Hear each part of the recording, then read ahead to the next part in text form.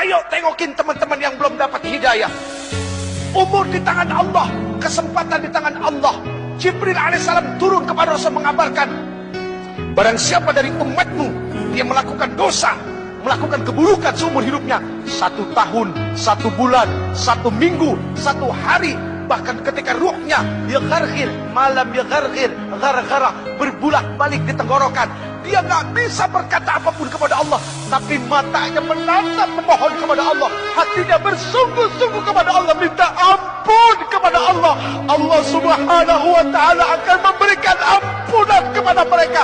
Itu maha luasnya ampunan Allah. Tapi sayang 1000 sayang, Allah nggak pernah bosan ngampunin hambanya. Cuma hambanya yang kadang-kadang bosan minta ampun kepada Allah. Ada orang tua yang berkata, "Dan Jeffrey, kalau punya mobil, taruh di garasi, jangan taruh di hati." Ya iyalah, masa taruh di hati, nggak muat kali. Ternyata ungkapan itu adalah lebih kepada kecintaan terhadap benda tidak masuk ke dalam hati. Suami taruh di tempatnya, jangan taruh di hati. Istri taruh di tempatnya, jangan taruh di hati.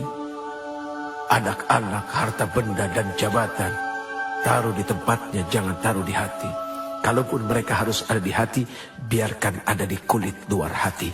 Karena di dalam hati hanya Allah, Allah, Allahu Akbar. Allah, tidak ada yang lain. Jangan biarkan Allah menjadi cemburu karena itu semua. Karena Allah Maha Pencemburu. Jangankan Allah, istrimu pun, suamimu pun akan cemburu manakala engkau memiliki sesuatu yang lain di dalam hatimu. Bagaimana dengan Allah? Maka حسبي ربي جل الله ما في قلبي إلا الله حسبي ربي جل الله ما في قلبي إلا الله على الهادي صلى الله لا إله إلا الله على الهادي صلى الله لا إله إلا الله الله الله الله الله الله أكبر الله أكبر الله أكبر الله أكبر الله الله الله الله الله الله الله الله الله أكبر.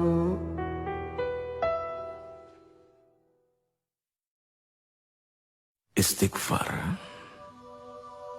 adalah meminta ampun kepada Allah. Seorang Rasul saja, Muhammad bin Abdullah alaihi salatu wassalam, beliau masih meminta ampun kepada Allah. Bahkan beliau bersumpah, demi Allah, sesungguhnya aku setiap hari senantiasa beristighfar dan memohon ampun kepada Allah. Padahal sudah jelas seorang Rasul sallallahu alaihi wasallam, al-ba'tsun, orang yang dijamin surganya oleh Allah, masih meminta ampun kepada Allah. Berarti jelas memohon ampun adalah wajib. Apakah kepada Rasul, kepada Nabi, kepada wali, apalagi kepada orang-orang seperti diri ini.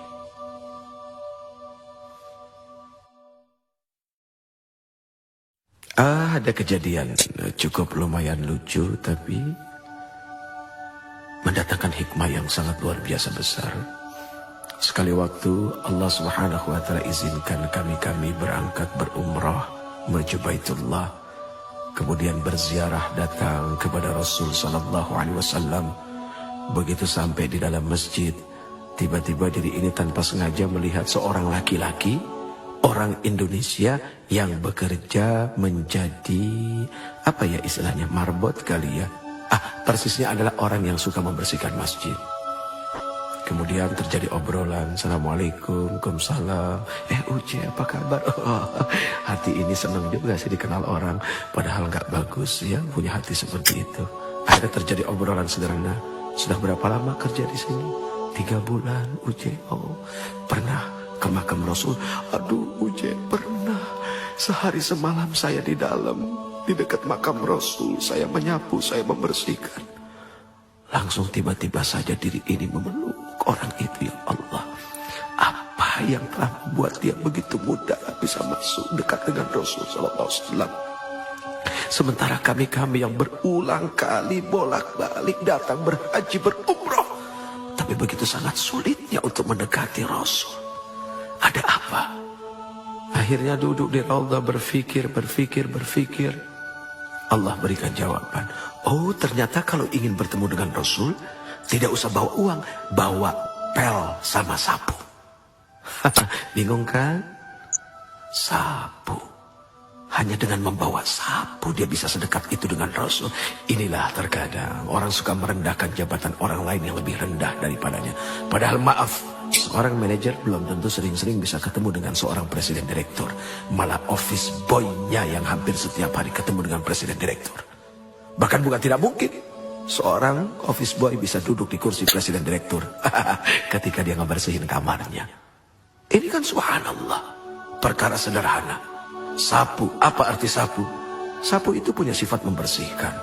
Berarti bagaimana kita menyapu hati kita dari dengki, dari iri. Ternyata itulah yang membuat seseorang bisa menjadi dekat dengan Rasul. Hanya orang-orang yang hilang dengki dan tidak punya iri dan senantiasa bersyukur dengan apa yang Allah berikan, kemudian bermujahadah, senantiasa istiqamah dalam ampunan, taubat dan nasuha kepada Allah, hanya kepada Allah. Itu yang akan membuat dekat dengan Rasul sallallahu alaihi wasallam. Ya Rasul, diri ini rindu kepada Engkau. Semoga kami menjadi orang-orang yang didekatkan dengan Engkau. Lalu kedekatan kami kepada Engkau menjadi kedekatan kepada Allah Subhanahu wa ta'ala. Ya Allah, ampuni kami dengan segala kekotoran hati kami dan perasaan merasa paling baik daripada yang lain. Subhanallah, Maha suci Engkau ya Allah. Semoga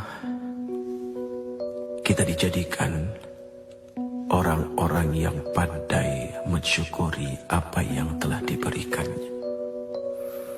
Contoh kecil, sekali waktu ada seorang pedagang yang didatangi seorang pembeli, kemudian dia membeli sesuatu yang nilainya kecil saja. Jangan lupa untuk mengatakan, enggak segini kan? Itu kalimat canda kepada Allah. Daripada harus dikeluarkan satu kalimat, masa segini? Itu tanda dari tidak bersyukur dengan apa yang telah diberikan.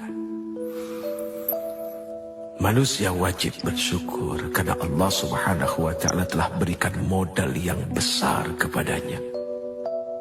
Kalau ada orang yang mengatakan bahwa dirinya tidak memiliki modal, siapa bilang? Mata adalah modal yang dahsyat. Telinga adalah modal yang tak tertandingi. Mulut adalah modal yang sangat berguna. Bagaimana dengan akal, fikiran? Sudah pasti itu bisa menjadi modal kekuatan hidup dunia dan akhirat. Terima kasih, terima kasih. Ini satu ungkapan ucapan ketika seseorang diberikan sesuatu oleh orang lain. Terima kasih. Tahukah engkau apa sesungguhnya dari arti terima kasih itu sendiri? Terima kasih.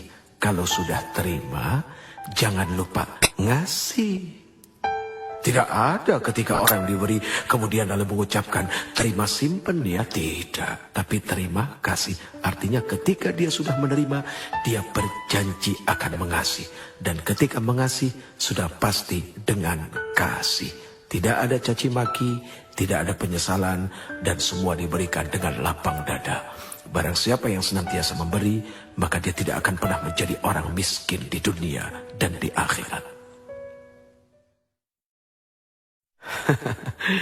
Seringkali orang menghindar dari yang namanya ujian. Bahkan ketika berdoa pun seperti itu, ya Allah, jauhkan kami dari segala macam bentuk ujian. Padahal kalau dipikir-pikir, ternyata yang namanya ujian itu untuk naik kelas. Nggak usah jauh-jauh, lihat saja. Ngapain capek-capek kita menyekolahkan anak kita dari TK, kemudian SD, SMP, SMA, sampai ke university. Dari TK ke SD, apakah tidak ada ujian? Kan pasti pakai ujian. Kemudian dari SD sampai ke SMP, apakah tidak pakai ujian? Kan pakai ujian. Kemudian dari SMP ke SMA, SMA ke kuliah. Harusnya curiga kalau seandainya hidup tidak diuji. Lihat saja, misalnya ada seorang mahasiswa kuliah 6 semester, tapi nggak pernah ada ujian. Kan aneh. Makin berat ujian, berarti makin dahsyat juga gelar yang akan diberikan. Tapi ujian, kok nggak selesai ujiannya? Ya tanya ke Allah dulu, ngambil berapa SKS, kan begitu. Sederhana, selama kita berada dalam ruang ujian, 15 pertanyaan kita diberikan. Kita cuma jawab 7, jangan harap bisa keluar dari ruang ujian. Ya jawab, selesaikan. Persoalan apakah jawaban itu benar atau tidak, serahkan kepada Allah. Yang penting sudah berusaha untuk menjawab. Dunia ini seperti kampus, tempat orang berdebat, tapi pada akhirnya berujung pada satu ruangan, yaitu ruangan ujian.